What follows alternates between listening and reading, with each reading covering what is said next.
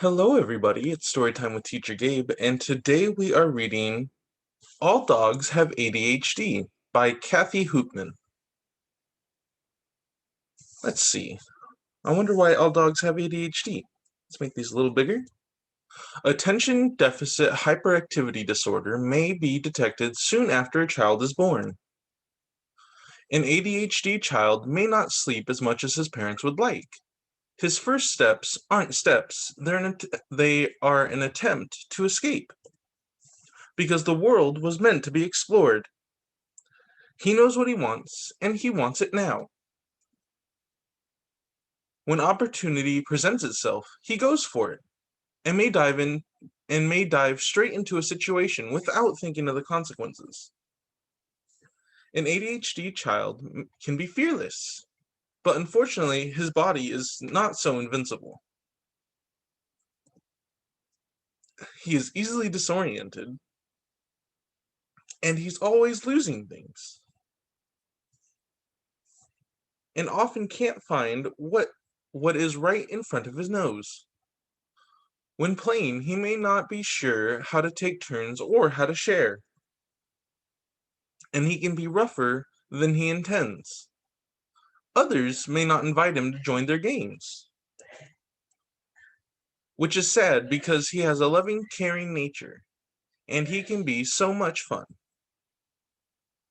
An ADHD child can be distracted by things other people don't even notice, and his priorities may differ from those around him.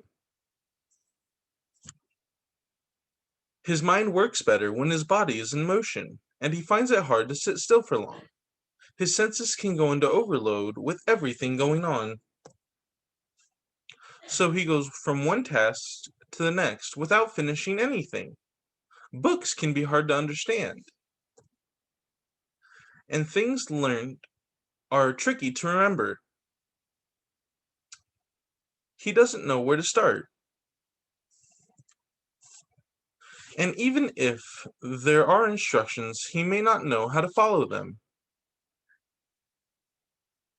And there's no doubt he is very bright. But not everyone appreciates his type of intelligence. So although he tries hard to be good,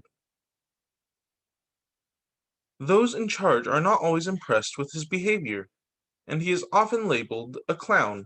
Oh. He is easily bored, and when that happens, his mind fogs and his eyes close all by themselves.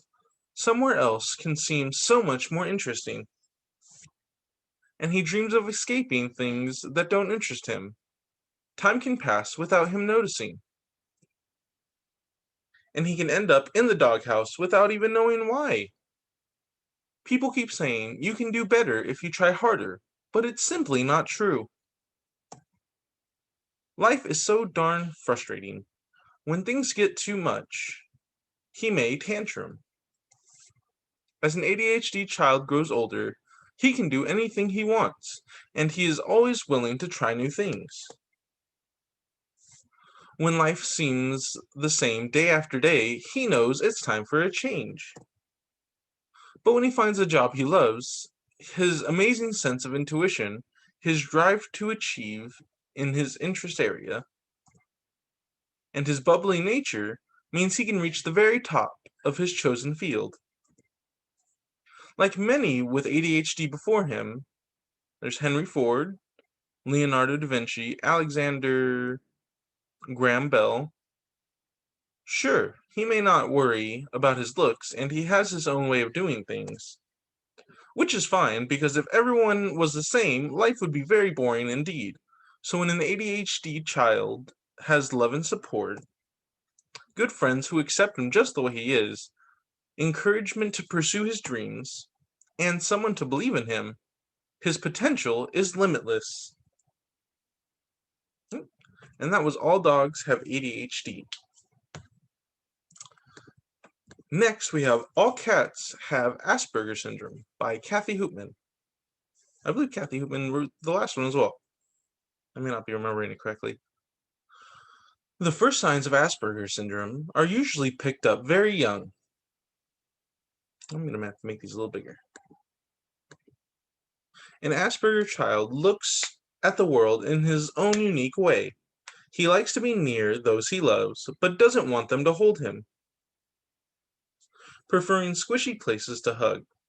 Preferring squishy places to a hug. Instead of coming to people for comfort, he may be overly attached to a toy or a pet. It is possible he is extra adventurous with no sense of danger.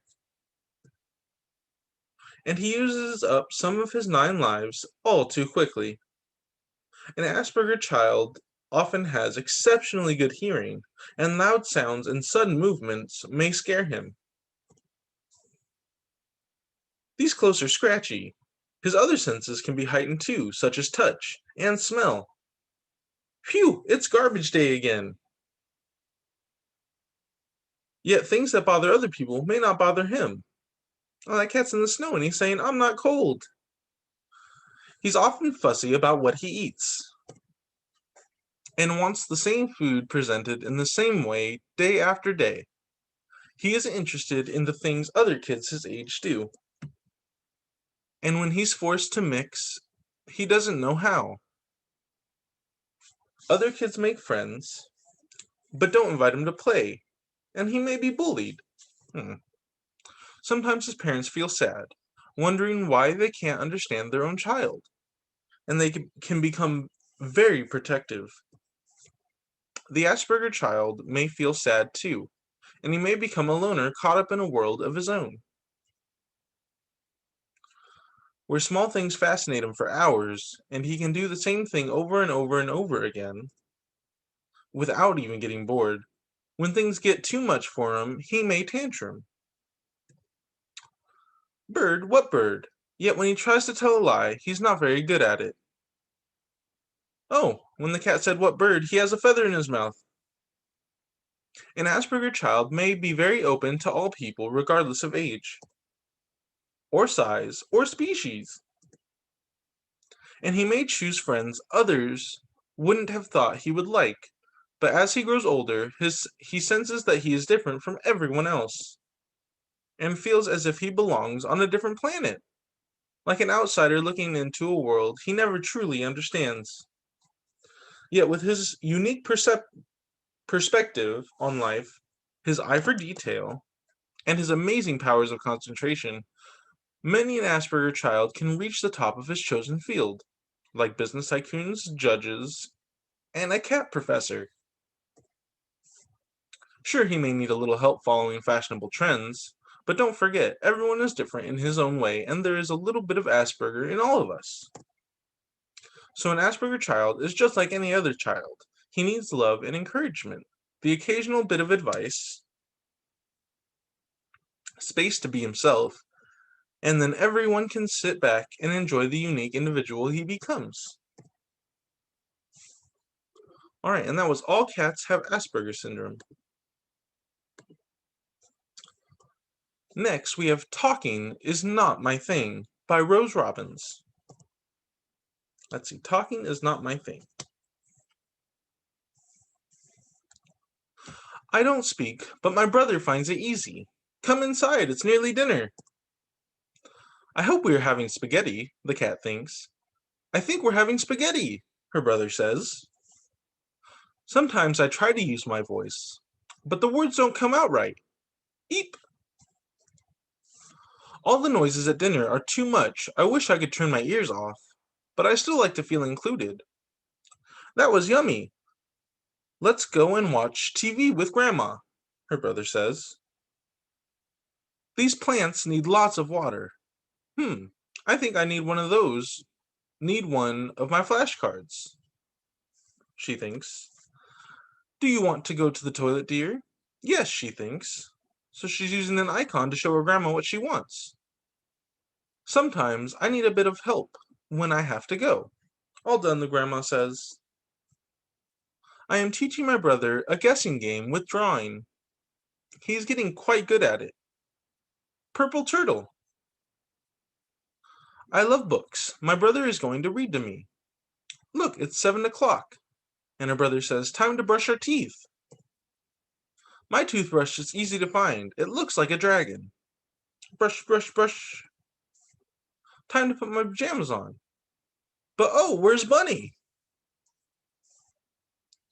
Where are you going now? It's dark outside, wait for me. And then she's thinking, where is she? She has to find her little bunny. Hey, is that what you were looking for? And she thinks, there it is. I'm so glad to have my bunny back again. And we do a happy dance until it's time for bed. Ouch, hee hee. Oh wow, you found my car. And they give each other a high five.